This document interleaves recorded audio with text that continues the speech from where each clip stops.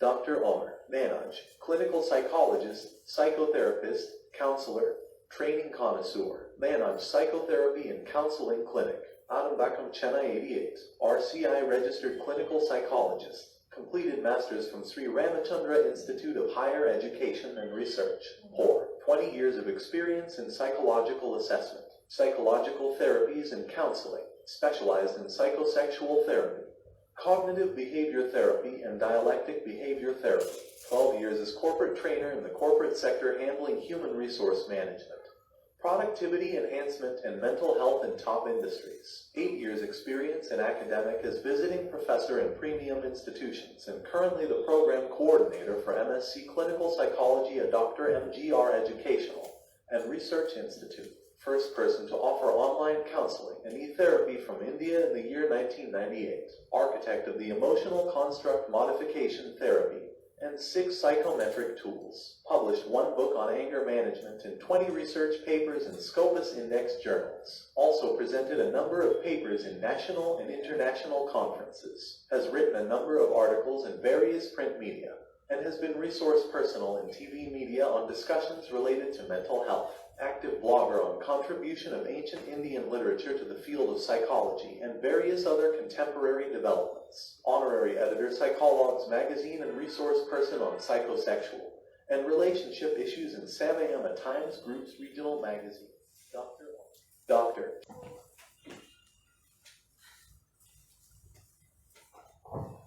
Thank you, Doctor. So there was an inspiring lecture we had earlier, and the last question was about desire.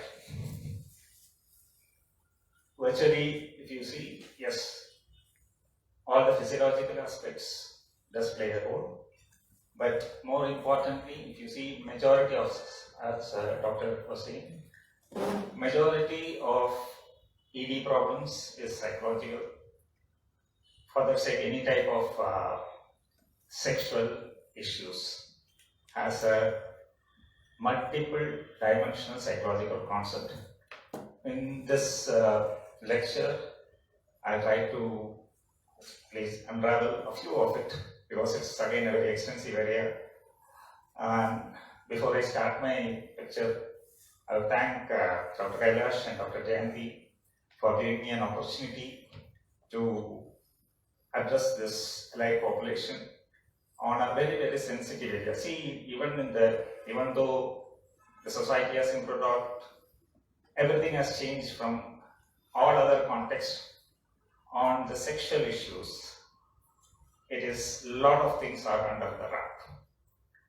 People are not feeling free to discuss about it.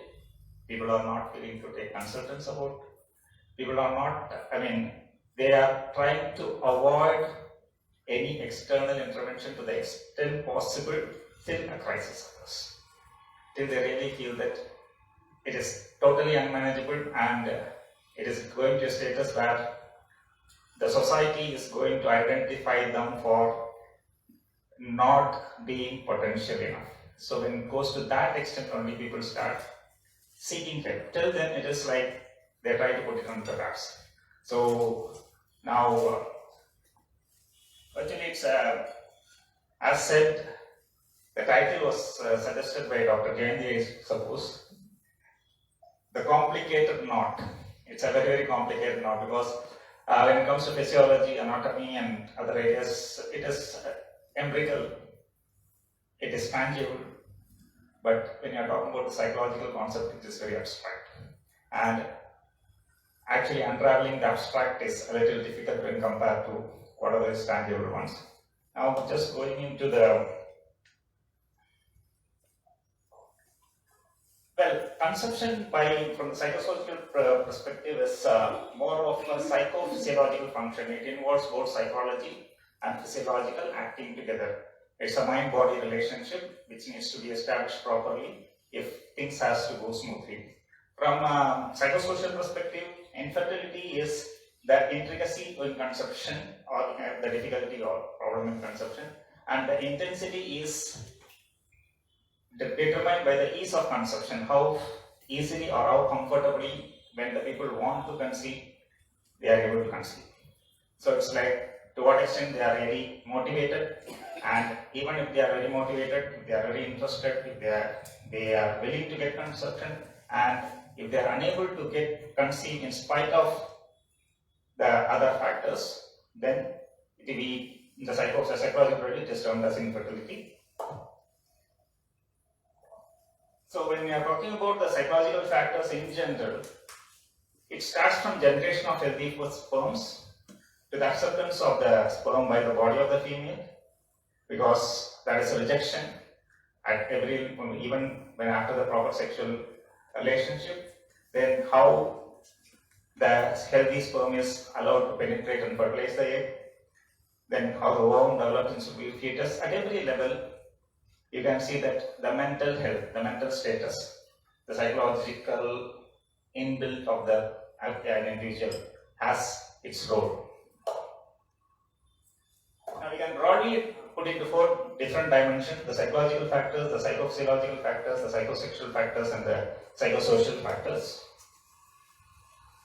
And we are going to go into the psychological factors. The basic thing is personality, the personality traits. Even though there are actually 663 personality traits that have been identified, we broadly categorize into 5. The first is the openness, where the people have a tendency to accept, appreciate whatever they come across, the values, feelings, and behaviors, ideas. Conscientiousness, again, a tendency to be perfect in whatever they do. Extroversion, the tendency to be sociable, communicate freely, share their feeling, enjoy time with others. Agreeableness, the tendency to go along with others rather than assert one-off ideas. And neuroticism is the tendency to frequently experience negative emotions such as anger, worry, sadness, and all emotionally arousing situations.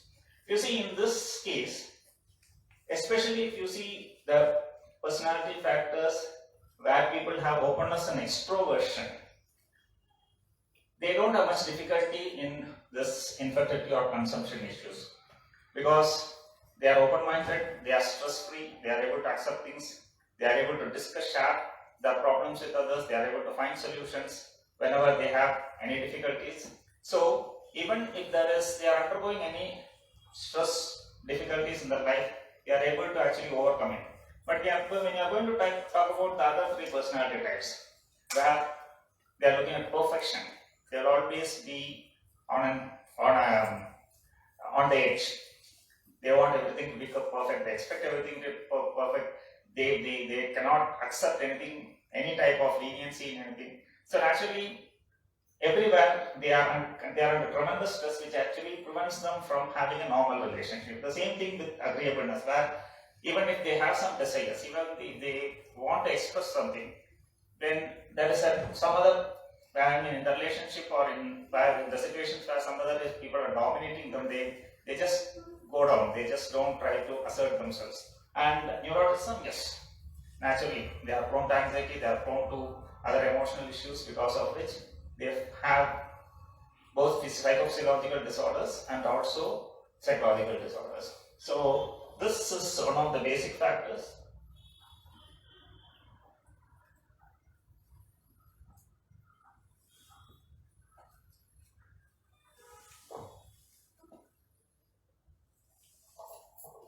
Okay, so the next is the factors associated with individual cells, in which we are talking about vulnerability to stress, how much the people are vulnerable to stress, and what are the coping strategies they use.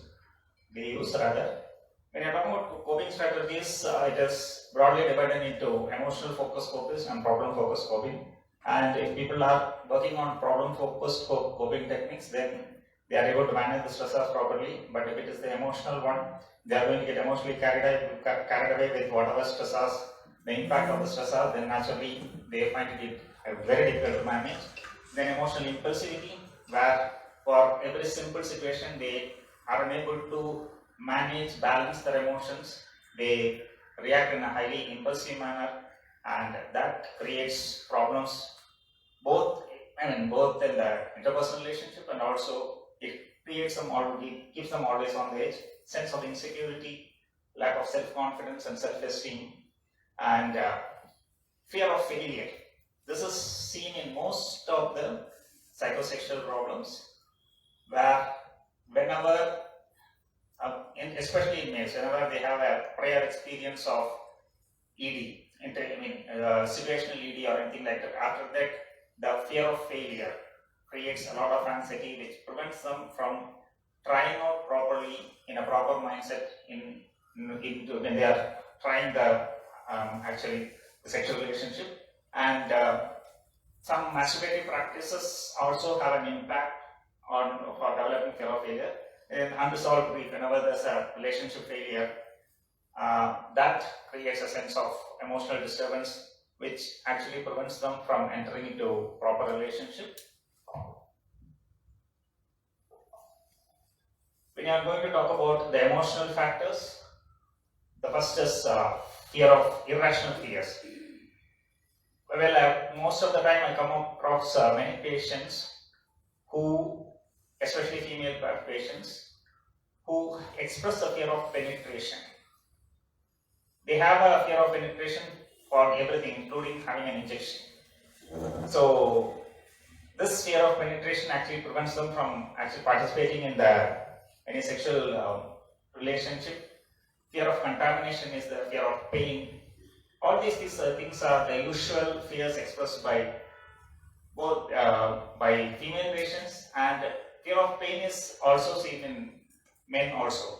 They actually fear that whenever they are penetrating or whenever they are trying to involve in a sexual intercourse, they may experience pain, because of it they want to avoid it. Then aversion towards body fluids. See, there are people who fear again it's related to fear of contamination. There is an aversion towards body fluids, especially to respiration, saliva, and even the seminal fluids, because of which they don't want to involve in sexual relationship. And even if they are involved in sexual relationship, then they find it difficult to participate in a healthy manner, and distorted body image. It has got a very big impact on both men and women, where they feel that the body is not attractive. They are not physically, they don't perceive themselves to be physically fit. Our body is not attractive. They are not attractive to the partners. Then they try to avoid being in a relationship or even involved in a relationship. Then post-traumatic stress associated with child abuse, which can be physical, which can be emotional, sexual, and in adult cases also, adult sexual abuse and domestic violence have been found to be a major reason. Then there's again a factor of guilt associated with sexual motives and drives. Primarily associated with the cultural factors. When there are families where from the early childhood, any thoughts about sex is actually termed as something that is not right. There is taboo, and children are actually strongly given the belief system that any sexual ideas is something that is against religion or against what it terms as the good behavior, good thought. Because of which they actually, when they become adults, they have this guilt whenever they get the sexual drive. It starts from adolescence and into adulthood, they experience it a lot. Then sleep disturbances, which has got a direct or indirect, it affects the inflammatory responses, melatonin level, and also reproductive hormones. Then parenting related problems. See, many times we can see that whenever a person or child has been having overprotected parenting, especially mothers of male child, they always have a lot of difficulty in relating to any other females beyond the nature of mother-son relationship. And many times they find it difficult to accept their partner as a partner, or behave go for a sexual relationship with the partner. This is also found in females, but comparatively the rate is less, because the amount of attachment of females to the fathers, even though there may be an emotional attachment, the physical attachment is less, but it is not so between a male child and the mother. And now sexual orientation, yes, many people have doubts about the sexual orientation itself, whether they are homosexual, whether they are bisexual, or sometimes they are asexual also. But there are people who come with the feeling that I don't have any sexual desire at all, so I don't want to involve in any sexual relationship. So they feel that I'm not a sexual person, sexual type, and anxiety, especially associated with performance anxiety, which is in males, because they feel that they not satisfy the partner, so they want to avoid sexual relationship. Then perceived expectations of the partner, they don't know, they feel that the partners are expecting something beyond what they can really satisfy, and that's approach avoiding conflict. See, they have a desire, but again, for some reason or other, they don't want to involve in sex. At the same time, when they involve in sex, after that they feel guilty about involving sex also. This type of internal conflicts also has a major role to play. Then there are, when it comes to females, there are a lot of conflicts, internal conflicts associated with pregnancy itself. Most important thing is the negative views and fear about pregnancy. See, even though it is supposed to be a natural process, nowadays in the modern era, people are finding it difficult to accept pregnancy as a normal process, normal physiological process. So there's a lot of fears. There are also apprehensions about adult responsibility, fear about delivery and more motherhood, how they are going to function as mother, fear of having a bad body shape after pregnancy, losing her life or baby during delivery, loss of affection and attention of the partner. This is again a big contributory factor, because if female or male, when they feel that they have a partner who is very affectionate, who is very attached, who is caring for them in a very extensive manner, then they also have a fear. The fear they get fear that in case they get a child, or in case they become pregnant, once the child is born, then the attention for them will be lost. Then ability to function the role of mother, failing to be a good mother, and one more important factor that is now having an impact is the loss of income or career, because since most of the men are now employed and they are also equally looking at a career prospectus over a period of time in their life, they feel that this can be an impediment, because of which there is internal conflicts.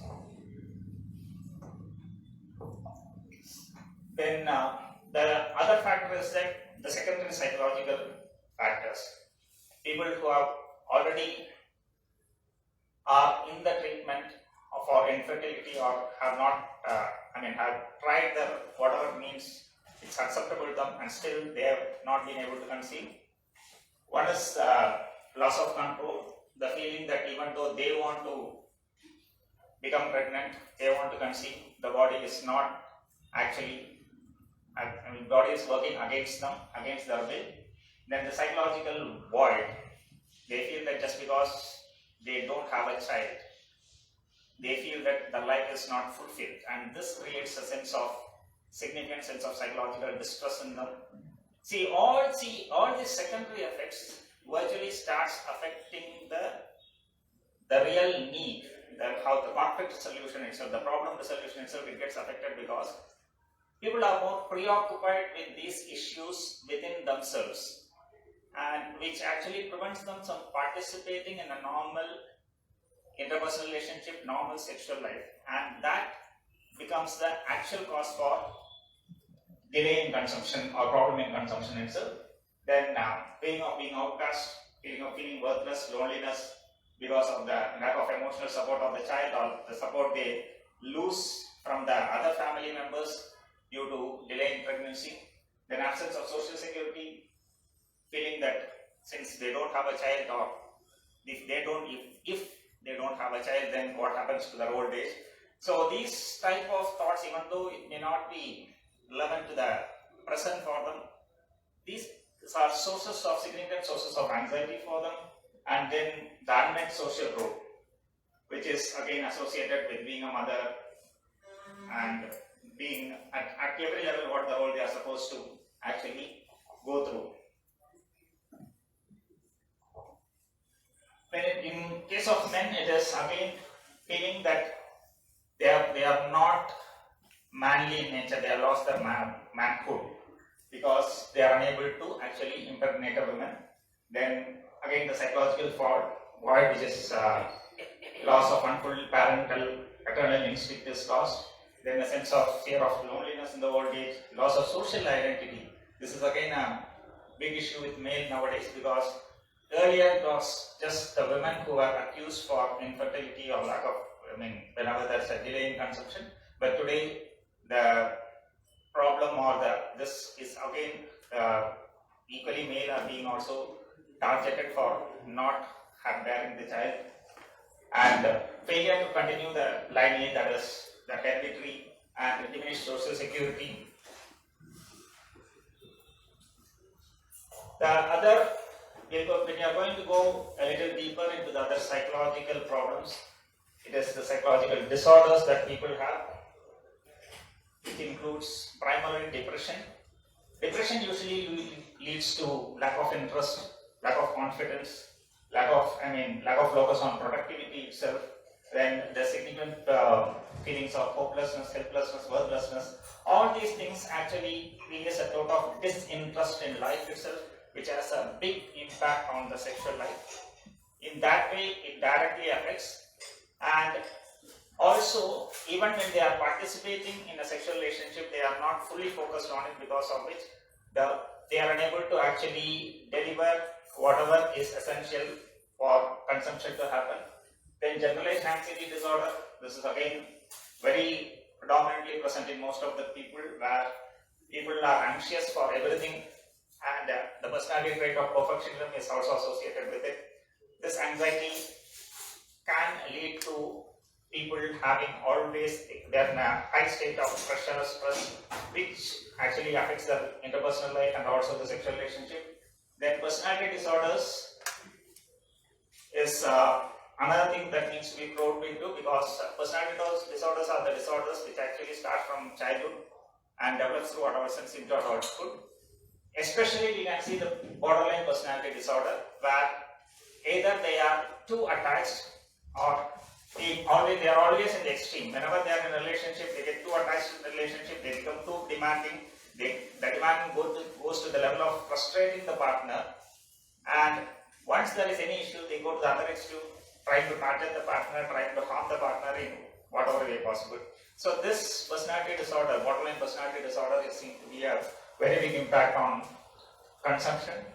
Then paranoid personality disorder, where they have always doubts about everything, doubts about the partner, doubts about the relationship, because of which they don't involve with the partners properly.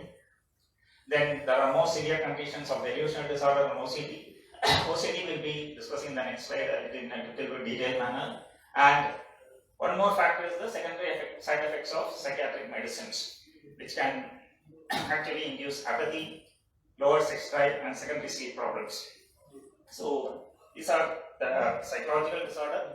Especially, I'd like to give a little bit more focus on obsessive compulsive disorder, because it has been found to be having a lot of impact on the sexual life of people.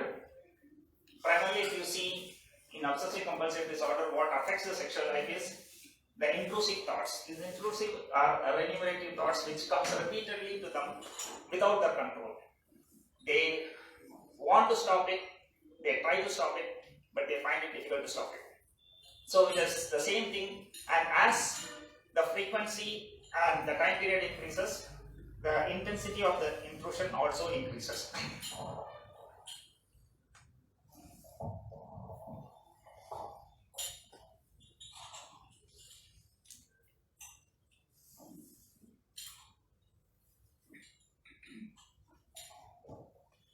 So these intrusive thoughts, the types of intrusive thoughts that actually affect them are, one is thoughts of contamination, that they get infected, they develop diseases, they become vulnerable to what they feel as being unclean.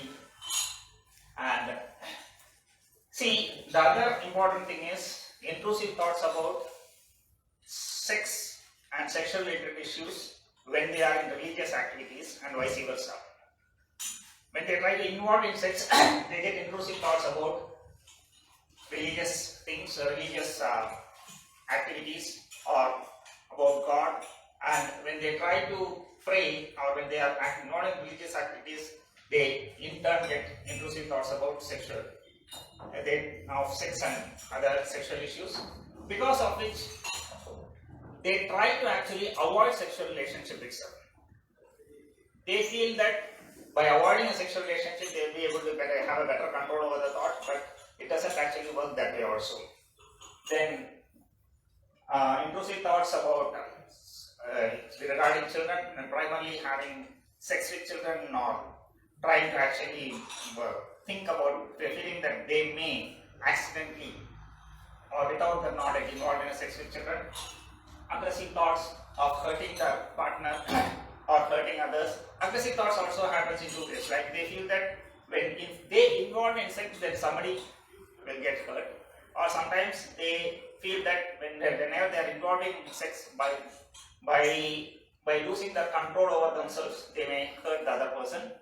Then again, the intrusive thoughts about God, religion, sexual identity thoughts. Again, the same thing where they have a conflict about the sexual identity, and they feel that whenever they are having a heterosexual relationship, they think that they may be homosexual, or they get the thoughts of being homosexual which they want to avoid. And these thoughts actually create a extensive feel of guilt in them. And sexual life can lead to danger of family members or safety or death. All these thoughts, these thoughts may be totally irrational, totally unfounded, but they find it difficult, even if you are trying to actually challenge the thoughts and then try to rationalize it also, they find it difficult to accept it. So this is one factor that is actually having a very big impact on the sexual life. And many times, at the initial phase, they don't disclose it at all, because they feel that this is something they just not acceptable at any point of time. And they feel that people, even the professional, may not believe it. So many times they try to actually hide it, and unless and otherwise we are actually going deeper into the case history, trying to collect all the information from them, we may not be able to identify these things. And the second factor associated with obsessive compulsive disorder is that to overcome these intrusive thoughts, they involve in repeated behaviors like checking, washing, cleaning, and other activities like they chant some words for a number of times. All this actually leads to a lot of wastage of time. And when it is associated with sexual thought, this happens primarily before they go to bed. And because of it, they just try to avoid a sexual relationship itself, or even going back to the partner, sleeping around with the partner itself. Now, briefly into psychophysiological and psychosocial. I think it's already been explained by the doctor. Sedentary lifestyle, eating behavior, substance use, yes, it has got a significant impact, especially the tobacco usage of tobacco, whether it's smoking or in other forms, and other substances like other psychotropic substances also. Then hormonal imbalance, especially adrenaline, thyroid and cortisol, associated primarily with stress and stress reactions, and some of the birth control measures. Some of the birth control measures which they actually use in the initial phase, that itself creates a type of fear, a type of limitations in them, psychological limitations in them that about involving a sexual relationship. Then the psychosocial factors, next, the nature of interpersonal relationship and intimacy with the partner, deprived of emotional relationship. If they feel that the partner is not emotionally attached to them, then automatically they don't feel interested to go forward with a proper sexual relationship or consumption. Then adaptation to marriage, marital life, the marital quality, and also the marriage stability. Then uninspiring, unsupported environment. If they feel that they have got a lot of limitations already, they are already preoccupied with a lot of other responsibilities and other things, they feel that they don't have these other people to support them, the family members, anybody to support them. This also prevents them from actually getting fully involved in the process of sexual life and consumption. The family environment in general, financial constraints in some cases that's also been found to be a big reason, where people try to delay the consumption process because of financial constraint, but even after a period of time, even when they settle down financially, then because of the limitation they have experienced, they try to again find it difficult to adapt themselves to the new situation, because of which they find problems, and the other social cultural demands from the society about what is expected out of them. Then coming to the psychosexual factors, we are going to talk about sexual relationship. There are three major functions associated with the sexual behavior that is expected. One is reproduction, procreation. The second is pastime and pleasure. And the third is objectification, expression of relatedness, which preserves the bonding of the human life. So these are actually the three factors associated with a normal sexual relationship. And here, most of the time, currently, the status is going to the state that nowadays people are feeling that sex is only for reproduction. The other factors are not actually being, at least in most of the cases which I come across, because people visit me, the primary focus is only on reproduction. They don't see it as a source of building good interpersonal relationship with the partner or intimacy with the partner, and also they don't feel it as a part of pleasure or a pastime actually. Then the other important factor is the lack of adequate knowledge. See, there's a lot of doubts, lack of information about the physiological constitution of related to sexuality in both males and females. There's a lack of understanding of female physiological factors, constitution associated by a male and vice versa. Then the factual knowledge associated with sexual relationship, because there's a lot of access to pornography now, and by seeing pornography they have a heightened totally confused idea about what is sexual relationship, and they expect the same thing, similar things to happen in a sexual relationship, which they find to actually involve or participate or do, but at the same time, when they get too excited by seeing such pervert sexual acts in pornographic movies and other things, when they come to a real-time situation, they find it difficult to adapt to it. They don't find it really exciting, so that also prevents in participating in proper sexual relationship. Unsatisfactory sexual relationship leading to avoidance, where when in the initial phase, when they are not having a satisfactory sexual life, then slowly they start avoiding it. Then that leads to gradually, it is going to the extent that there's total abstinence of sex among the partners. Then performance anxiety and lack of knowledge about the sexual cycle from a psychophysiological perspective, that is the excitement phase, the plateau phase, the resolution phase. All these details are not, people don't know the actual stages, because of which sometimes when they participate in the sex, they are unable to go through the process in a systematic manner. Now the psychosexual dysfunctions, the primary one, which is been source of discussion in the previous session also, was inhibited sexual desire. So desire is core for everything. The desire for a partner, the desire for a sexual relationship, the desire for a sexual excitement. And if desire is not there, then all the other things naturally goes down. And the lack of desire can be associated with various factors which we have discussed earlier. Then there's in men usually, even though they may be physiologically, they may not have any problems. The inability to become aroused when properly stimulated, they're not able to maintain the erection, which can be associated with anxiety or boredom. Then ejaculations, it can be premature, delayed, or sometimes retrograde ejaculation. But on the psychological perspective, we are only looking into either the premature ejaculation or delayed. Premature ejaculation is primarily associated with anxiety. If they are too anxious, and sometimes associated with excessive masturbative practices, because we'll also be dealing in detail about it. Then when it comes to women, again, inhibited sexual desire, unable to become aroused when stimulated, then not able to achieve orgasm. So, one of the major issues with women after participating in the sexual life, when it has been not going in a smooth manner, then a failure to achieve orgasm.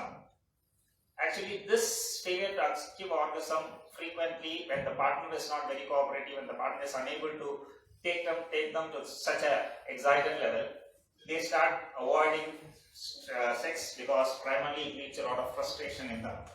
And vaginismus, an unconscious spasm of tightening of muscles around the vagina, primarily associated with psychological factors of fear of pain, anxiety, stress. All these factors have a role to play.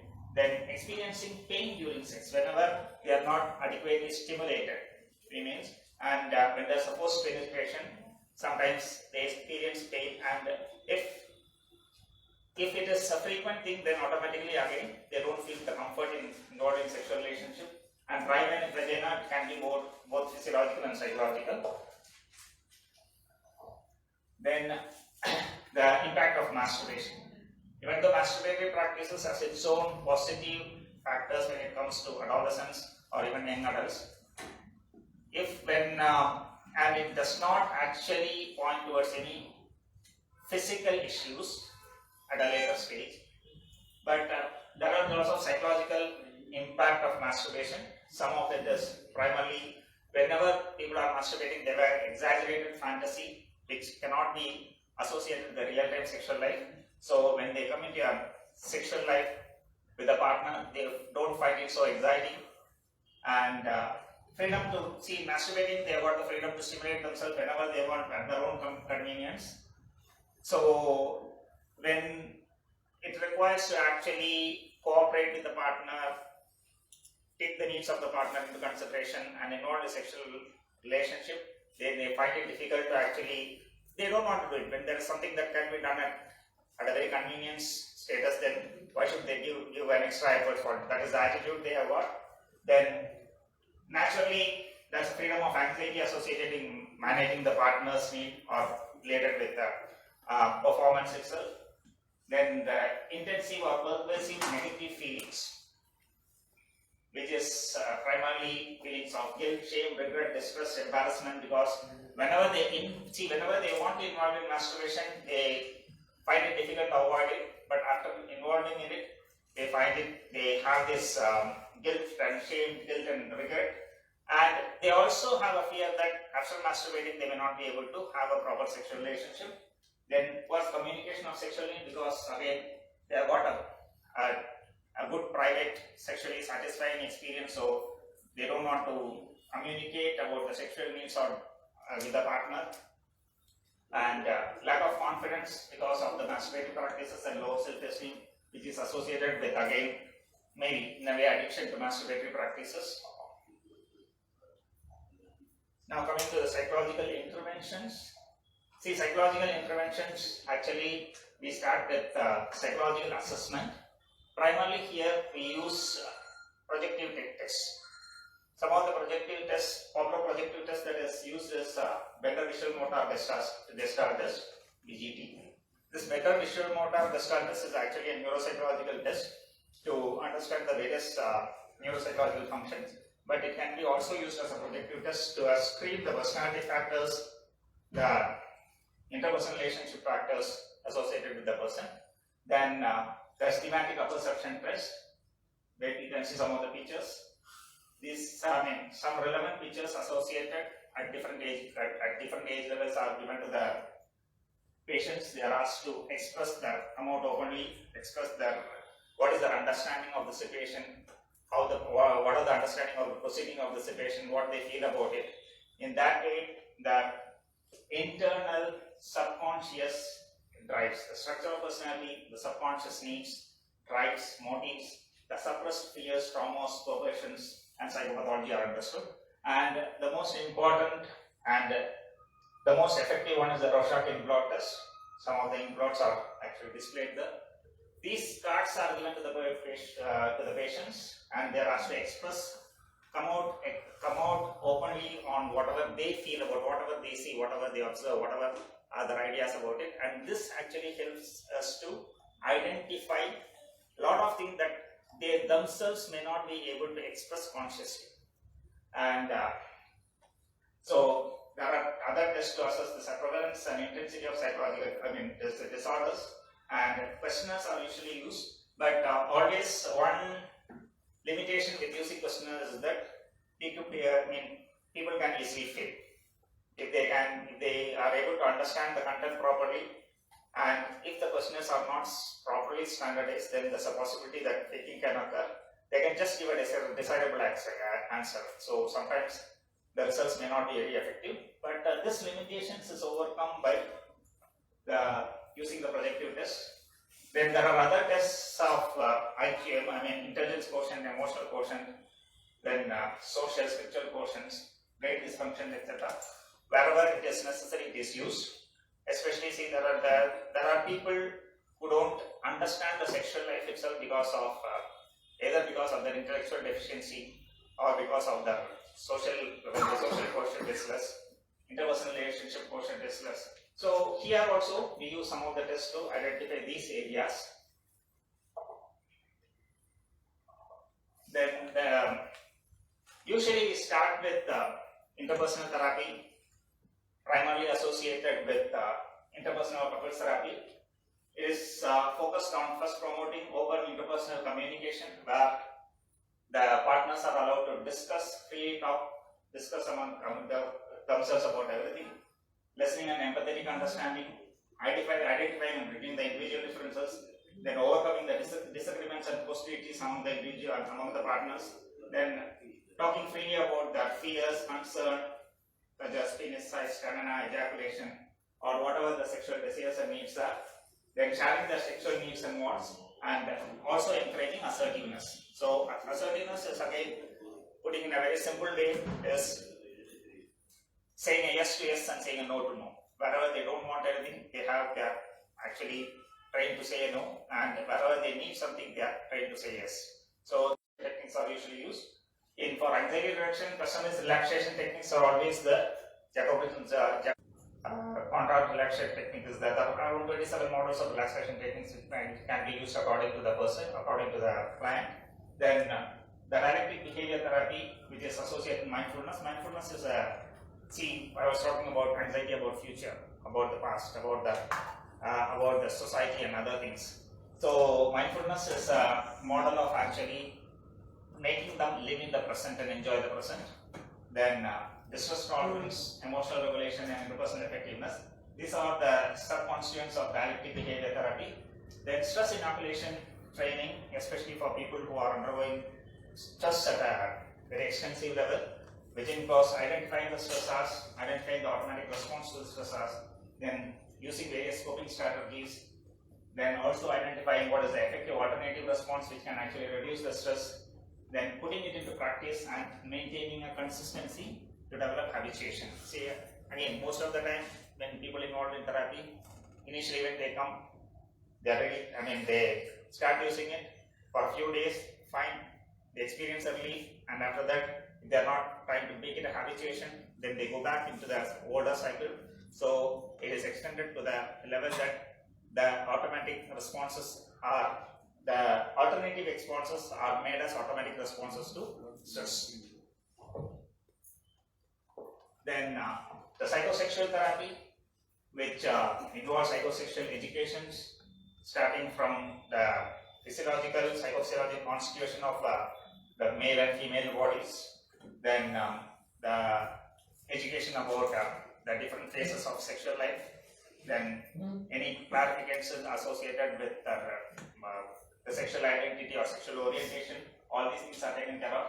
Then at the next level, it is the self-sensitization, where they are allowed to actually identify their own physiological the places or parts which are sensitive, and how they can evoke the sensitivity, how they actually they can sensitize the particular place.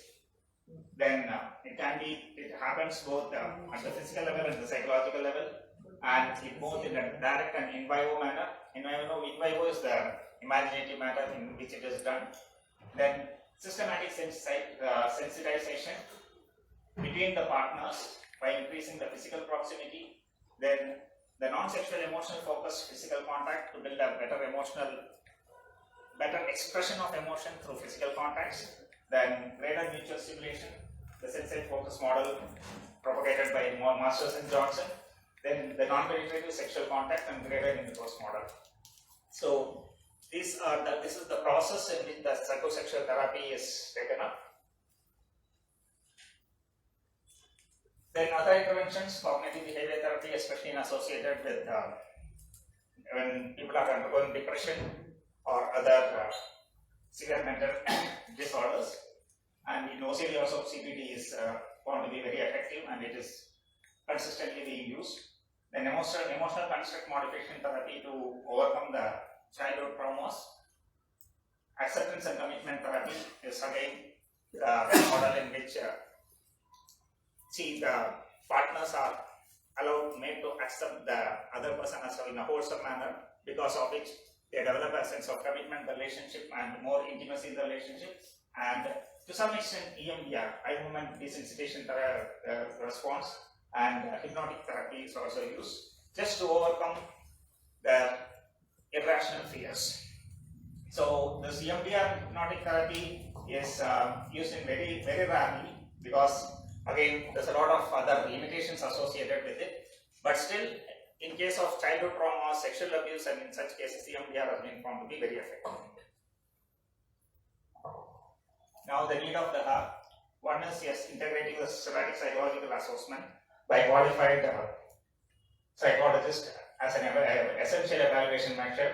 I think as Dr. was telling, questionnaires are being used, but a more intensive psychological evaluation may be useful. And I especially mentioned qualified psychologists, because in the field of psychology, one of the biggest limitations we are facing is there are a lot of unqualified, untrained people who are actually projecting themselves as psychologists. So this is one limitation, even though currently the government is taking a lot of measures to control it, but still now the prevalence rate is very high. Then integrating psychological intervention in the treatment for infertility, increasing the research on the impact of psychological factors associated with conception and effectiveness of holistic approach, and also propagating systematic age-appropriate sex education starting from the age group of late childhood, somewhere around 9-10 years, to adults and early adulthood. So I think this can be some of the measures that can be adopted to make things better in the society. Thank you. But are they doing any sex education treatment for children now in schools? Currently, it is not still there. Actually, regarding schools, for preventing sexual abuse, a few instructions and processes are taken. Bad touch, good touch. Yeah, that's all. Beyond that, nothing much is being done. Nothing much is being done. Nothing much is done at any level. Even when it comes to adults, or even at the college or higher education level, also nothing is being done. We play a role, doctors have to play a role to talk to our seniors and that. No, actually, I had already set up a format in which the sex education will be started from somewhere around 9-10 years, starting from how the child should identify the puberty, what are the changes that may occur, from the psychological factor, the physiological factors, and from the sexual factors, what they need to understand, again from all dimensions, legal, social, psychological, medical. Recommendations has been sent to UGC and Human Resource Development Ministry, but I'm not very sure when any measures will be taken about it. But sir, nowadays the schools are themselves having a full-time psychologist, not alone in their academics, but also in their... Yeah, they are having a full-time psychologist, so but the biggest limitations is that the stigma. Sir, one of my patient conceived through artificial insemination, but she started torturing the partner and their family. How to counsel the boy is not willing to open because he fear of infertility, the insecurity, everything. Now the targeted the parents of the boys. In See, every social situation, she purposefully avoided the parents of that boy. no, it's a sense of actually being cheated in her life. That the belief is that the parents have deliberately hidden the problem with the son, and they have married him to her. So this is the source of this aversion, or actually the problem, the There's no negative attitude towards importance, parents. sir. There's only oligospermia. There's no importance and all. No, see, ultimately, even where there is problem with conception, whenever the relationship with the partners is very good, when there are mutual care, mutual understanding, and mutual, even on the physiological front, even when there's failure on the sexual front, on the physiological front, when the relationship is good, then they don't have much problems. They are willing to coordinate with each other, cooperate with each other, understand each other, and go forward with any treatment that is essential. But when that relationship is not built, then the problem comes. Now here, in this particular case also, most probably the husband may not be giving appropriate emotional support, emotional care, and both He is doing everything, but the girl is a low middle class, the boy is a upper class. So she demand money and she telling I will be divorce you and extract money from you, like that. no, see, she may need a proper psychological evaluation before we comment on why it is happening. But the probable reason is that one, either she feels completely cheated in her life on both the physical and emotional front, sexual, physical, emotional front, on all aspects of what she expected when she married. And the other factor is that till the conception happened, probably she would have been equally targeted by her in-laws or the husband. In this case, Okay. sir, both are divorced people. Both side in-laws has no role. Both side there are no in-laws at all. No, I'm talking about not just in-laws, I'm talking about the relatives of the Better you husband. refer the case to him. The girl don't want to be Very anybody. complicated. Anybody, sir. Sir, I want to ask you one question. See, after all, we are all evolved animals. In the animal kingdom, sex is only during heat. Like, for example, only during ovulation. Why is it man is only gone for pleasure? Because, see, No, it's no, valid. no, actually, this is because sex is a representation of an emotional bonding with the partner. That should happen in animals also. In animals, normally the emotional bonding is not to the extent of, the level of intensity of emotions is not to the extent of what is happening in human beings.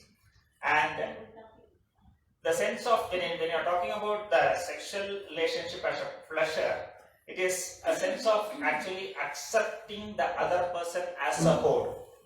See, normally when you're talking about a sexual relationship itself, whatever is seen as aversive in normal circumstances is accepted and treated as the most pleasurable one in the sexual relationship.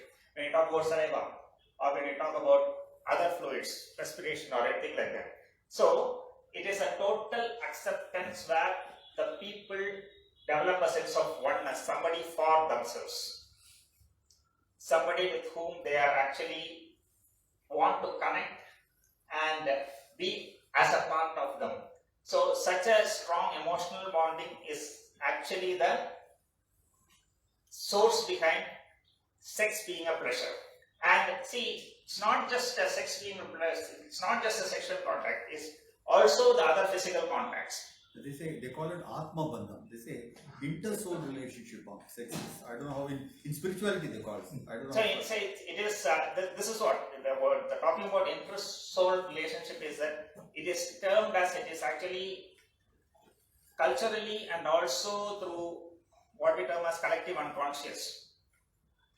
It is being treated as two people becoming one. Okay, it's like the barrier between two people is totally taken married and two people are uniting into one. So this is where this bonding actually is being structured, and this particular type of belief is the one that is actually leading to a sex as a pressure. It is not just sex, even the physical contacts. See, every time you can see that the more the best comfort, the best relief for stress is a comforting, soft physical contact. What a good physical contact can deliver, you cannot receive it from any other sources, because it's a more from it is happening more from the psychological perspective. And when this physical contact goes to the next level of intimacy, a sexual contact, the bonding becomes so intense. So that feeling of security and bondingness is the one that actually motivates people to go for frequent physical contacts, which also culminates into pleasurable sexual contact. Yes, there are other factors. There are a few situations where sex is taken only for the sake of immediate pleasure or ventilation, because as the motivational theorist says, sex is one of the basic needs, just like eating, drinking, dressing. Sex is also always it is not food and shelter, it is food and sex according to psychologists as basic needs. I believe I have a simple question. How much is too much when it comes to porn and masturbation? And one more, can you please talk about the guilt trip after masturbation, that is especially found in the Indian subcontinent and Sri Lanka? I think that's a phenomenon, that something starts with the... See, when it comes, there is not too much, or it's not like how much is too much. It is where a person feels that whenever he gets this intention to masturbate, he is unable to control it, and he tries to look for opportunities, even with a very minimal time at a lesser private place, to masturbate. So that's one part.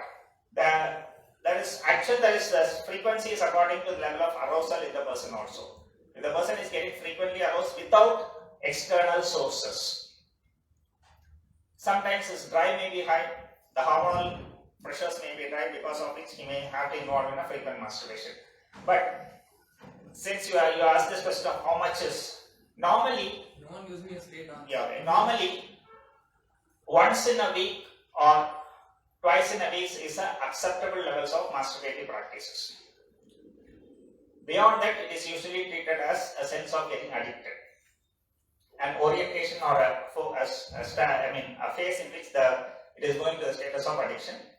And this does not include deliberately arousing themselves using other resources like pornographic movies or books or anything like that.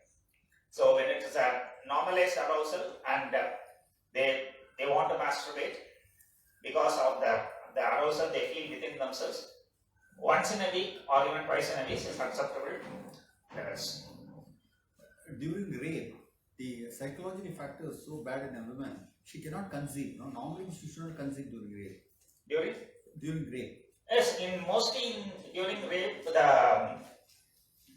the percentage of conception is very, very less, because even if a penetration has occurred, the motility is not aided by the female body, because of which the consumption is very less.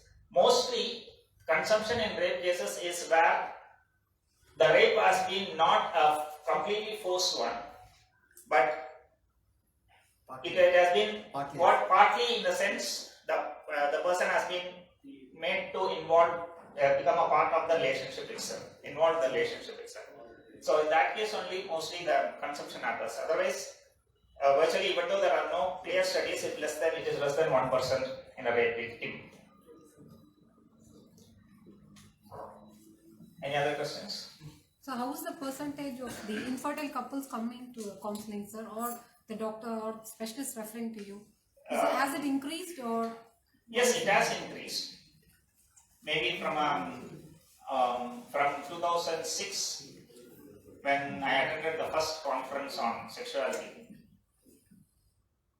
from the, if you see the past 14 years, 18 years nearly, 16 years nearly, yes, there has been an increase in flow, but still, looking at the prevalence, I would say that it is less than even 1%. Because yes, to some extent, I am not very sure whether to what extent the doctors are referring people with issues to psychologists. The second factor is that even now it is actually being believed that it is a physiological problem. The psychological factors does not have a role in it. You're doing only sexual psychotherapy or? Yeah, only sex. I mean, I do the other, handle other patients also, but this is my area of specialization. Do you have sufficient number of cases for this? Yeah, there are enough cases, but it varies. It's like both marital, mostly it comes as marital issues and few as sexual issues. But whenever we take up any marital cases, it has a sexual issue associated with it always. But normally references from doctors or fertility clinics are very less. Home visit going ஏன்னா இந்த நான் சொன்ன கேஸ்ல அந்த girl வரவே மாட்டேங்குது. நான் நிறைய போகவே மாட்டேங்குது.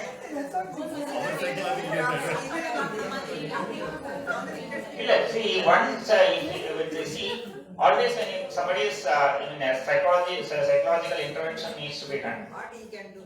To some extent, yes, the cooperation of the patient is essential. Now, even in any treatment for that, whether it's medical or psychological, the cooperation of the treatment is essential. But in this case, yes, if he is frequently visiting your clinic, then in that case, you can see to it that if some psychologist is available there, to take up it in a very general sense, and then take forward with whatever counseling can be.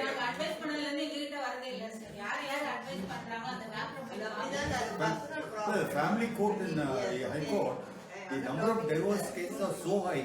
I think there must be a sexual psychologist there to.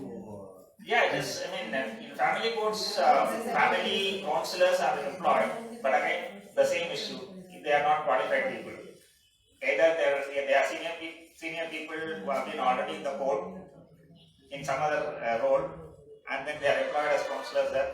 And that's one big limitations in this particular field. But as a male, do you find it's a limitation for you to talk to females on this? No. In fact, I have never felt any female having any limitations in talking about their sexual life when they come to me. They are rather open, they are free, and they feel confident they can understand the problem better from a male perspective rather than a female perspective. Are there female psychotherapists also in this? Yeah, there are. But actually, the people who are specialized in this psychosexual therapy is very limited. But normally, the trained clinical psychologists are given an orientation in psychosexual therapy also. But other therapies, they have expertise in other therapies. Sometimes they customize it according to the need of the patient. Thank you very much, sir. Thank you. Thank you. One or two comments. We were talking about sex, psychology, and infertility. And somebody was recommending that we should increase this sex education in schools. Educating these people more about sex, will it increase the sexual problems? Will it increase the incidence of infertility? I was working in a tribal area 40 years ago. A tribal area, no education, all illiterates in those days. Now they are changing. I was the only medical officer. There was no other doctors prepared to go to that area. I volunteered to work there. I have not come across any problem like infertility or sexual problems. One doctor was talking about sex for reproduction or for pleasure. For them, it is only for pleasure. But they had enough number of children. And they can practice polyandry and polygamy. One can marry and divorce any number of times. They can have sex whenever they want. Kullimali, yeah? Kullimali. Correct. I didn't want to mention the name. In 3 places, they take people for sex. One is night market. They had night market in those days, So if they want to have sex, okay, they talk to somebody, go to the forest and have sex. How I wish I was born there. Next one, they used to have programs called the Terukuthu. You could still go there. Yeah, last month I went there. They are changing actually. Terukuthu. So during that time, if a boy wants to have sex with a girl, you will come with a torch. You will focus the torch on that girl. And she will look at this boy. If she wants, she will go out. No shame whatsoever. He will have sex. Another one, you will go to other houses also. And you will take they won't talk. You will take a drop of water and sprinkle it on her. She's interested, they will have sex. Otherwise, she will keep quiet. There are several ways like that. Simple procedures. Simple procedure, no problem whatsoever. No need for any psychologist to give counseling. They will teach you about sex. In fact, some of them, as doctor was telling, many ladies, they don't have shame to talk about the sex. Many of these tribals, though they were not well dressed, they used to talk to me freely, and they used to ask me, how many wives do you have? They used to say, I have only one wife. They used to say, see, you are an Alakata, in their own language they say. I limited that. That means you don't know, you are a person from plains, you don't know anything. Useless. So in Malay you have another wife here. You have one wife, you said, she is in plains. You have, okay, literally there. You have another wife here in the hills. So like that, they take it so casually. For them, sex is for pleasure only, not for reproduction. But they have enough number of children. No problem of infertility or any psychological problem. I know about it because I was the only medical officer there. All of them had to come to me only. Lucky you, sir. Can you give a comment? Can you comments on that? See, that's why I told that instead of sex for pleasure or sex for intimacy, gradually our society is going towards sex only for reproduction. That is the source of all these problems related to both sex and relationship currently in the society. And yes, when you talk about the tribals, the general setting is that they are happy with everything, whatever they get. They are happy with if they get, they have food, they are happy. They don't have food, they are also happy. Okay, they don't bother. They don't have much competitiveness among themselves, other than maybe for proving a masculinity or femininity. They have few competitions and few challenges, but today's our current society is running behind materialistic success, and that is the source of rather all the problems, not just sexual ones. Thank you.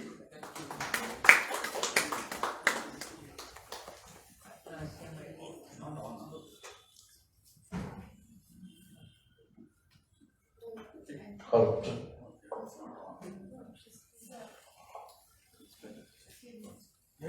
Coming back to her case, so it's the same scenario. It's happening all the time. Women are always being blamed for not being fertile, and every mother-in-law, every mother of the son, always treats the woman the same way. They exclude them from all the. Just because it's happening with the female now, people are talking about it like as if she needs psychotherapy, she needs that, she needs this. See, especially because the lack of awareness is there. Second thing is that it is lack of awareness is there. The second thing is that even now the female gender, there is a strong feeling that they can be easily suppressed and they can be easily blamed and they will never react to it, at least when it comes to fertility or conception. So going back to the same question now. So is she being blamed again? Now it comes back to the same cycle, yeah. Just because she wants to have, her upbringing is so that she thinks that she's been cheated into the marriage. And it is same mentality that the parents of the men also have. No, it's actually most of the time what the parents of men want is that they don't want even to check whether the son has a problem because they find it difficult to accept any idea that that son cannot bear a child. So this limitation prevents them from actually,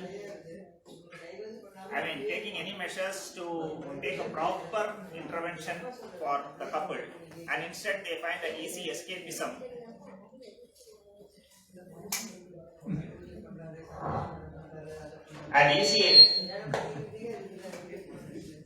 They find an easy escapism in blaming the female for it. So now in the case, what is the solution? Like, See, the solution is, when you are talking about any type of psychological intervention, it's usually the couples are involved, both the couples are involved, and they are they are actually given a proper orientation to what are the possible reasons. In places where the medical treatment is necessary, they are actually motivated to take up the medical treatment also. And wherever necessary, the parents are also taken in for a family counseling, where they are also being updated in an acceptable manner on what the real problem is. So it is always a comprehensive approach where even the parents are involved. so it's not fair to just keep blaming this girl saying she needs psychotherapy. It is No, not the at all scenario fair actually- to blame where But I have a feeling these things only the females are responsible. The female is the problem for other females. I'm not exaggerating. So that is Fact or true, wrong? sir. The problem is the female, the mother of the son is always That's why pointing to your own breed is causing problem for you. Yeah, that's sir, but the scenario is changing, sir. I have seen many cases where even the lady or the woman Actually, what is is changing, actually sir. They recommended go is that even to the extent of complaining. no. They Actually, even what complain that he is impotent. So they go there.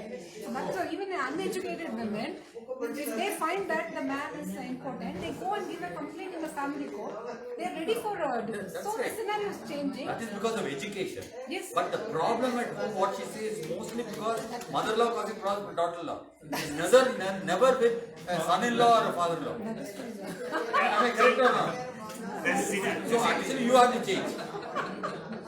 the scenario is Because changing. when you're a daughter-in-law, you're different, but you're a mother-in-law, you're different. Okay, So the scenario is we changing. can also say But what is that the husband is not supporting the wife enough. No, that has never been happening now. Yes, sir, it doesn't happen No, at no. all. What is the actual solution? It would be like just like people are looking. Having looking astrology for all the compatibility. There should also be a psychological test for compatibility. Before marriage, Before marriage, pre-marriage. nobody will get married. No, at least we can find out where they need to at least adapt themselves before marriage, because when they get into marriage, they don't know what is the actual situation, they don't know where to adopt, how to change. No, one psychologist came for our colony. Couples married 10 years, 20 years, 30 years. He asked common questions to 10 questions only asked. All the 10 questions, everybody is answering wrongly only. So no couple is passing the test. So what does it mean? That means even after marriage they are not compatible. See, compatibility is not actually having the same level of thought or same type of thought. Compatibility is acceptance. Acceptance and adaptation. Acceptance is, that's why I talked about acceptance and commitment. So it is more associated with how to holistically accept the other partner with all the positives and negatives, and how to adapt to the interpersonal relationship to develop intimacy. So that is what is actually needed, and for that a basic assessment is usual, and premarital counseling is usually very effective. Thank you.